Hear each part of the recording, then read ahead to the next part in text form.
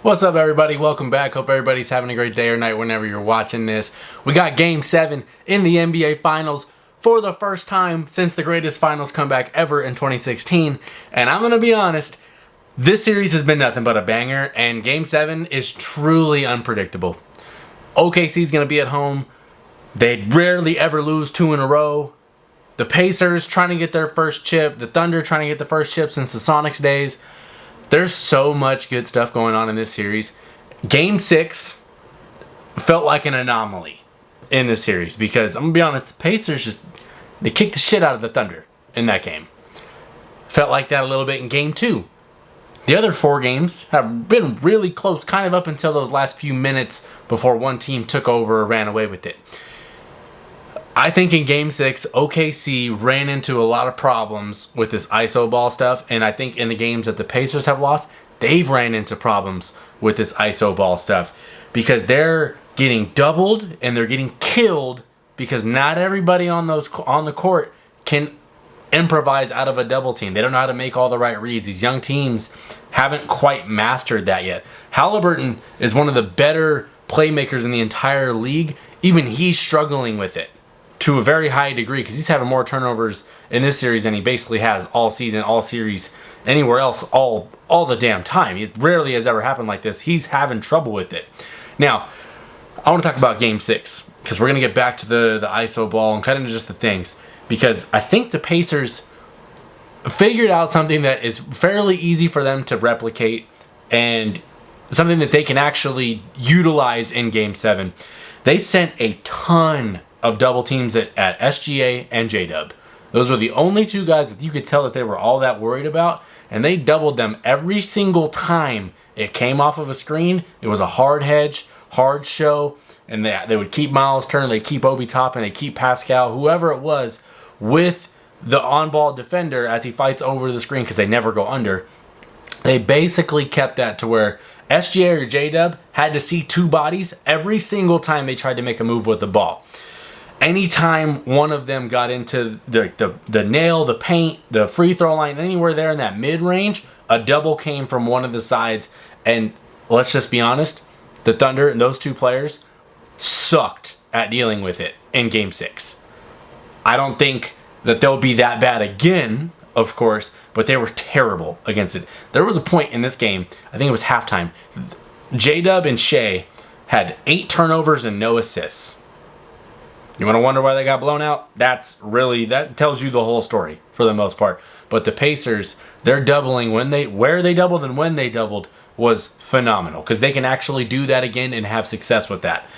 It's on OKC's star players to make the right reads out of the double, not over dribble, not over penetrate, and over commit. They did that a lot. 8 turnovers, no assists. That leads to the Pacers getting out in transition, which is where they want to be. Funny enough, that's where the Thunder want to be, but you can't be in transition all the time when you're getting the ball out of the cup. So that was something. If you go back and watch that game, the Pacers, they weren't really like full court pressing all that hard. They were really waiting for the ball to cross half court. Then they would apply pressure, force the screen to come up, and then they would double, kind of make all those actions kind of be obsolete to where basically SGA can't get a free line at the rim. They can't get anybody in space with the ball. Everything is cramped, and you're making those players that are young and haven't done this before, at this highest level, have to make the right read and make the other guys beat you. That was phenomenal by the Pacers to do that defensively. That was huge. They can do that again. I think OKC will be better prepared for it in Game 7. So this is really going to be a show of can SGA and J-Dub, can they make the right reads out of those doubles, and then can guys hit open shots? Are they going to go 1 for 17 from 3? Again, probably not. They're going to be at home. They're going to have that energy. There's going to be that good vibe going in OKC. I think we're going to get a lot better shooting performance out of the whole team as a whole. Pacers, you guys got to go on the road in the most hostile, basically, place you can go into at this point, and you got to pull one out. They've done it before. They did it in Game 1 when no one gave them a chance. Now there's a lot of people that are really on the fence, and there's a lot of people that are like, OKC's got this. They should win this. But you can't feel comfortable picking anybody to win Game 7. Don't care where the game is. You cannot feel comfortable with that. I think What I really loved in Game 6 with Tyrese Haliburton, he only had 14 or 15 points and 5-6 assists, whatever it was. He didn't have a crazy statistical game, but he came out looking for his shot. He came out hunting to score. That kind of, I think he started off 0 for 4, but then, he makes a free throw, he hits a couple threes, all of a sudden the good vibes are going, they're out in transition. He's the engine that makes that team go.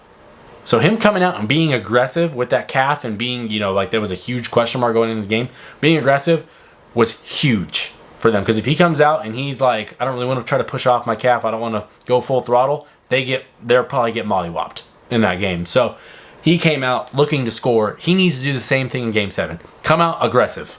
Aggressive, looking at the rim. Don't just be driving to pass. Be driving to make a play. So that is something that Tyrese Haliburton has to do. This is the biggest game of his life.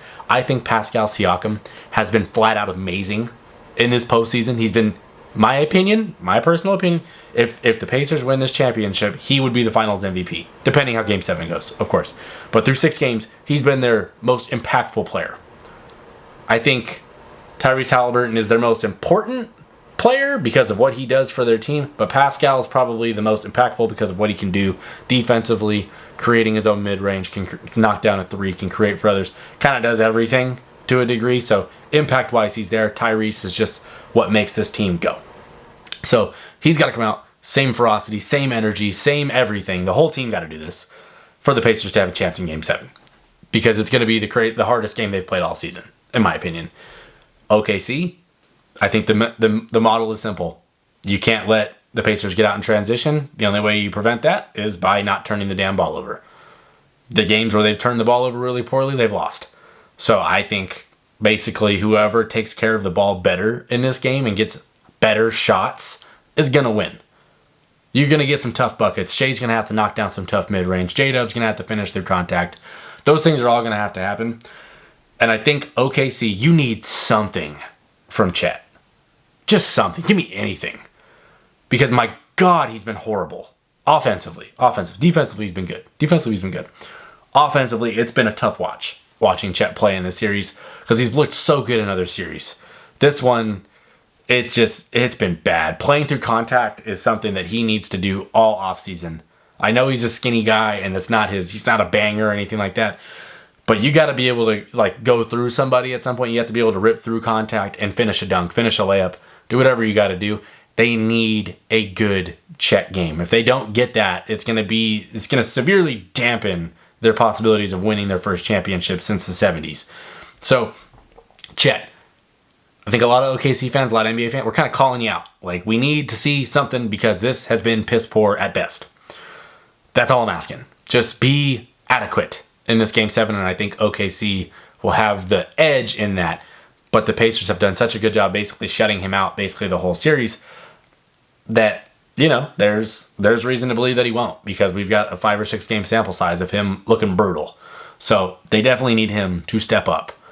And I think most OKC fans, I think a lot of you guys, while may be indifferent on this series because your team is literally involved in this, I think most of you guys would understand, accept that, yeah, he needs to be better. That's what I think. Hartenstein's got to be better. He can't be getting beat for rebounds by TJ McConnell. That can't be happening. And if you're the Pacers going to TJ McConnell, you need just a burst. Give me a burst for 12 minutes throughout the whole game total. Give me 12 minutes of just really good backup guard play, and then you live with whatever you get from everything else. But there's so much that's going into this because every time we have one of these huge games like this, it's one of the other guys uplifts his team. I've seen Kelly Olynyk go crazy in a Game 7, I believe it was. I've seen Grant Williams go crazy in a game, with the season on the line. I don't remember if it was games. I think it was Game 7. We've seen Myers Leonard have a huge game before. If you don't know, look at the Blazers probably 8 years ago in the playoffs. He has a crazy 3-point percentage in one of their elimination games. They need basically any of that. They need somebody, both these teams, who's going to be the Kelly Olynyk, who's going to be the Grant Williams, who's going to be that bench guy, that role guy that hits 4 or 5 threes. Who's going to be that guy who I think whoever has that guy probably wins, ironically. Because I think the stars are going to show up. I think that's going to happen on both sides. I think Tyrese is going to have a good game. I think Siakam's going to have a good game. I think J-Dub's going to have a really good game. And I think SGA is going to have a good game. After that, who's gonna be the guy that uplifts their team, because it's got to be somebody. I don't know if Chet's not a role player to me, but he's got a huge role to step up in. Is it a Case and Wallace game? Do we get Aaron Wiggins hitting 4 or 5 threes? Who's it going to be on OKC side? Who's it going to be on the Pacers side? Does Ben Mathurin give you another 20 ball? I mean, who knows? Does Obi Toppin hit 4 or 5 threes again? There's so many different wild cards in this series. That's why I truly think this Game 7 is completely unpredictable. I know OKC's at home, but I'm not confident if I pick OKC. And I know the Pacers have been this just underdog all season that has overcome everything, but I'm not confident picking the Pacers either. That's the beauty of this finals run. I'm not confident in picking either team because they've been equally matched. That's so good for me. I love this game when it's played like this. Both these teams super fun to watch. I love OKC's physical defense. Sure, they get away with some stuff, but it's fun to watch. I'd rather have that brand of basketball if it's called both ways. And then I like the Pacers, just the free-flowing team aspect where everybody touches the ball, everybody gets involved. It's such a good series and so much fun to watch. It's the best final series we've gotten since probably 2016. The Raptors-Warriors was pretty good. It's up there. It's up there. Definitely in the last decade. It's one of the top 2 or 3 series that we've had. So, yeah, I think the easy question for you is, who's winning Game 7? Who do you got? Who's going to win, clutch player of the game? Who's going to be that guy that steps up on either side and uplifts their team? What is your prediction for Game 7?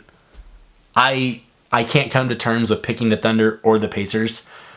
The Thunder have played in a Game 7 before. They did one against the Nuggets, and they stomped them, but that Nuggets team was a little bit hampered. This is a fully healthy Pacers team, with the exception of Haliburton's calf being a little wounded right now.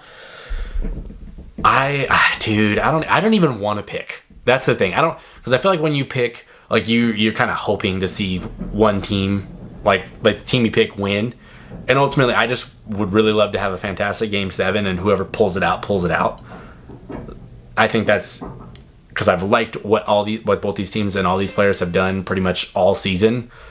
That as a fan of it, I really can't lose. And unless you're a Pacers or Thunders fan, you can't lose either. So, yeah, let me know what you got in the comments. Let's have a discussion about it, why you got them, because I could be persuaded. Honestly, I'm so torn on this that it could go any which way for me. It could change in the next hour. So, if you're new to the channel, please subscribe if you like this kind of content. Please like the video. I appreciate you for watching. I'm done. Game 7 is coming, and we can't ask for more. So, that's all. Peace.